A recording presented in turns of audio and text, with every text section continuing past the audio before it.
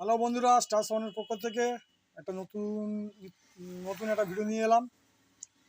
ভিডিওটা আপনারা যারা মাইক সিস্টেম ইউজ করছেন আপনারা গুরুত্ব সহকারে শুনবেন, কারণ অনেক কিছু জিনিস জানতে পারবেন।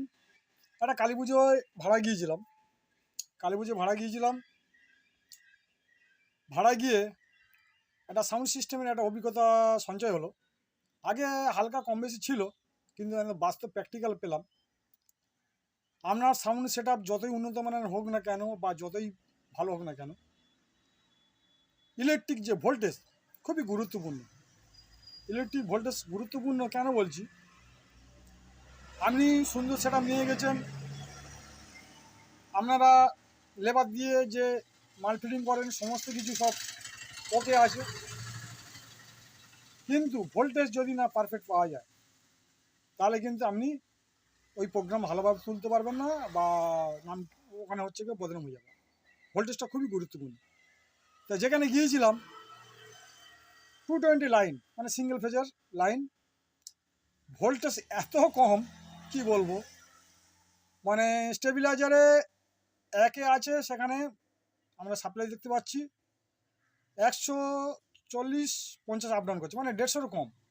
তাহলে বলুন, একটা মেশিন তার পারফেক্ট ভোল্টেজ মিনিমাম 210 থেকে 220 লাগে। 200 নিচে নামলে হবে না, তাহলে মেশিন ভালো রান করবে না। মেশিন রান করবে না বলতে স্পিকার চং বং ভালো বাজবে না। চঙের ক্ষেত্রে তো অসুবিধা হয় না, কিন্তু বক্সের ক্ষেত্রে বিশাল অসুবিধা হয়। তা আমরা স্টেবিলাইজার 6 থেকে 7 ঘাট মারার পর সেখানে ভোল্টেজ পাচ্ছি 170, 60-70 মতো পাচ্ছি। কোনো সময় 180 আসছে, কিন্তু আবার ভোল্টেজ যখন লোড দেওয়া হচ্ছে তখন ডাউন হয়ে যাচ্ছে।